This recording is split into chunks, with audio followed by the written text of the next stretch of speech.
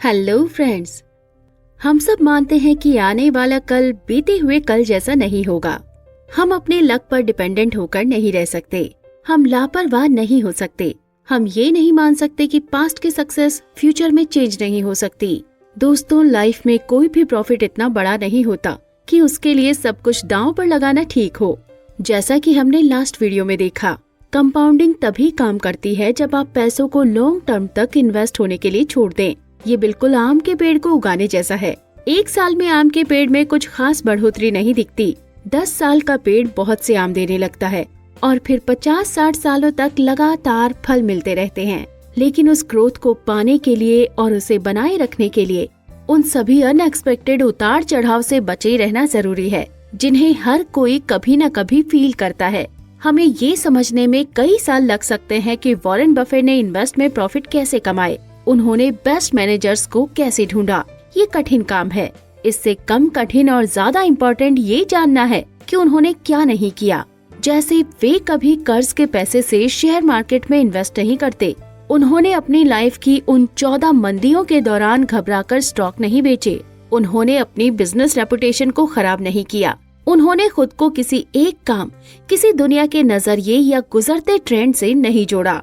वे दूसरों के पैसों पर कभी डिपेंड नहीं हुए। उन्होंने खुद को इनएक्टिव नहीं होने दिया और ना ही हार मानी या रिटायर हुए।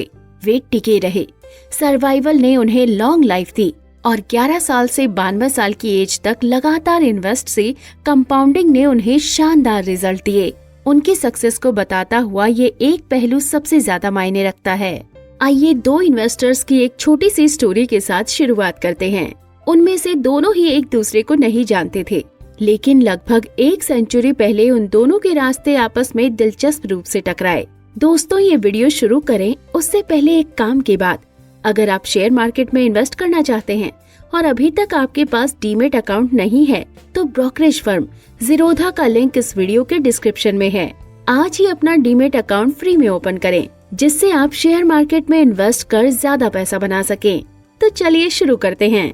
अमेरिका में रहने वाले जेसी लिवरमोर अपने टाइम के शानदार स्टॉक ट्रेडर थे। उनका जन्म 1877 में हुआ और जब लोग ये जानते भी नहीं थे कि ट्रेडिंग क्या है, वे एक प्रोफेशनल ट्रेडर बन गए। 30 साल की एज में उनकी नेटवर्थ इन्फ्लेशन एडजस्ट होने के बाद $100 मिलियन थी। 1929 में जेसी लिवरमोर दुनिया के सबसे जाने माने इन्वेस्टर्स में से एक थे। लेकिन 1929 में अमेरिका में महामंदी की शुरुआत हो चुकी थी। इस महामंदी में भी लिवरमोर ने वो कर दिखाया जिसके कारण उन्हें हमेशा याद किया जाता है। अक्टूबर 1929 के पहले वीक में स्टॉक मार्केट में 1/3 से ज्यादा पैसों का सफाया हो गया। इस वीक के दिनों को बाद में ब्लैक मंडे, ब्लैक ट्यूसडे और ब्लैक थर्सडे का नाम दिया गया। जब शेयर मार्केट में भारी गिरावट की खबरें आ रही थी, तो लिवरमोर की वाइफ डोरोथी काफी डरी हुई थी। वॉल स्ट्रीट के ट्रेडर के सुसाइड करने की खबरें पूरे न्यूयॉर्क में फैल रही थी। जब लिवरमोर एक शाम को घर पहुँचे, तो उन्होंने अपने बच्चों के साथ रोते हुए उनकी वाइफ को दरवाजे पर खड़े देखा और उनकी माँ इतनी घबराई हुई थी कि वे दूसरे कमरे में बंद होकर रो रही थी। ये सब देखकर जेसी लिवरमोर कुछ पलों तक हक्के बक्के होकर वहीं खड़े रहे, ये समझने से पहले कि आखिर हो क्या रहा था। उन्होंने अपने परिवार को बताया कि लक और बेसिक अंडरस्टैंडिंग से वे स्टॉक मार्केट में बेयर मार्केट पर दाम लगा रहे थे। यानी जिस तरह शेयर बाजार में लोग सस्ते प्राइस पर शेयर खरीदकर उसे महंगे प्राइस पर बेचते हैं और फायदा कमाते हैं, ठीक उसी तरह शेयर बाजार में महंगे प्राइस पर शेयर बेचकर और फिर उसे सस्ते प्राइस पर खरीदकर भी फायदा कमाया जा सकता है। शेयर बाजार में इसे शॉर्ट सेलिंग कहा जाता है। लिवरमोर की वाइफ ने पूछा, आपका मतलब हम बर्बाद नहीं हुए? इस पर लिवरमोर ने कहा, नहीं डियर, आज मेरा ट्रेडिंग में सबसे अच्छा दिन था। हम शानदार ढंग से अमीर हो गए हैं और जो भी चाहे वो खरीद सकते हैं। उनकी वाइफ दौड़कर अपनी माँ के पास गई और उन्हें चुप होने को कहा। एक ही दिन में जेसी लिवरमोर ने $3 बिलियन से भी ज्यादा के बराबर कमाई की थी। स्टॉक मार्केट की हिस्ट्री के सबसे खराब महीने में वे दुनिया के सबसे अमीर लोगों में से एक बन गए। दोस्तों, जब लिवरमोर का परिवार इस शानदार सक्सेस का जश्न मना रहा था, लेकिन उसी टाइम एक दूसरा व्यक्ति दुख में वॉल स्ट्रीट की गलियों में भटक रहा था। जिसका नाम था अब्राहम जर्मांस्की, जो कि एक मिलेनियर रियल एस्टेट ऑपरेटर था, जिन्होंने 1920 के तूफानी दशक में काफी प्रॉस्पेरिटी हासिल की। लेकिन जैसे ही इकोनॉमी तेजी से बढ़ी तो उन्होंने वही किया जो न्यूयॉर्क में रहने वाला हर दूसरा अमीर कर रहा था, बुल मार्केट में बढ़ते शेयरों पर दाम लगाना। 26 अक्टूबर 1929 को द न्यूयॉर्क टाइम्स ने एक आर्टिकल पब्लिश किया, जिसके लास्ट के 2 पैराग्राफ में एक सैड एंडिंग थी। Millionaire real estate operator Abraham Jermanski कुछ दिनों से लापता हैं। 50 साल के जर्मांस्की, जो रियल एस्टेट ऑपरेटर थे, उन्होंने स्टॉक में जमकर इन्वेस्ट किया था। 1929 की महामंदी में उन्हें बहुत नुकसान हुआ और इस नुकसान को वे झेल नहीं पाए। दोस्तों, यहाँ हम एक डिफरेंस देख सकते हैं। 1929 की मंदी ने जेसी लिवरमोर को दुनिया का सबसे अमीर लोगों में से एक बना दिया, वहीं इसने अब्राहम जर्मांस्की को बर्बाद कर दिया और शायद उनकी जान भी ले ली। लेकिन अगर 4 साल आगे बढ़े तो इनकी स्टोरीज फिर से एक दूसरे से टकराती हैं। दोस्तों, 1929 की सक्सेस के बाद जेसी लिवरमोर ने ओवर कॉन्फिडेंस में बड़े से बड़ा इन्वेस्ट किया, लेकिन इस बार किस्मत ने उनका साथ नहीं दिया और वे बढ़ते कर्ज में डूब गए।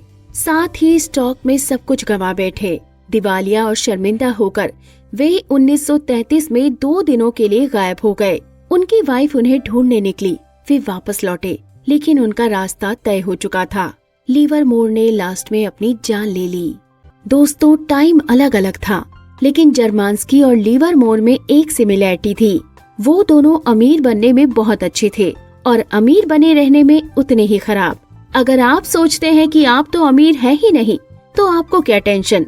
लेकिन दोस्तों, इससे मिली सीख सब पर लागू होती है और इनकम के हर लेवल पर, चाहे आप गरीब या मिडिल क्लास ही क्यों न हो, अमीर बनना एक बात है और इसे बनाए रखना दूसरी। अगर पैसों से रिलेटेड सक्सेस को एक वर्ड में बताना हो तो वो इसे सर्वाइवल कहेंगे। दोस्तों, फोर्ब्स की सबसे अमीर 400 अमेरिकियों की लिस्ट में हर 10 साल में लगभग 20% लोग बदल जाते हैं, जिसके कारणों में डेथ या किसी दूसरी फैमिली के मेंबर को पैसा ट्रांसफर करना नहीं है। कैपिटलिज्म कठिन है, लेकिन ऐसा होने की वजह कुछ हद तक ये भी है कि अमीर बनना और पैसों को बनाए रखना 2 अलग अलग स्किल्स हैं।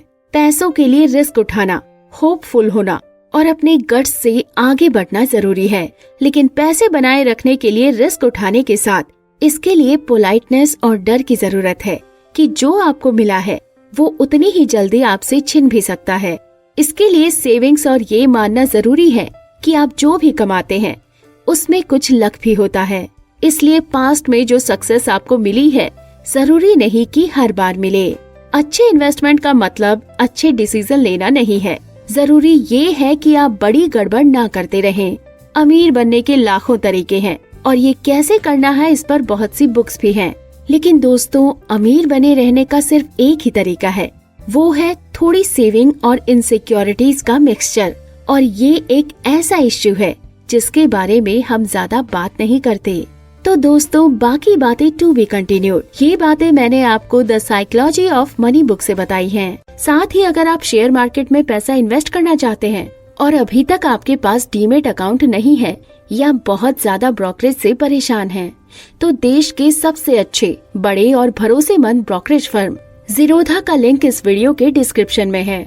आज ही अपना डीमेट अकाउंट ओपन करें, जहां पर आपका ब्रोकरेज मैक्सिमम 20 रुपए ही लगेगा। इतनी चीपेस्ट ब्रोकरेज रेट और सेफ्टी और कहीं नहीं मिलेगी।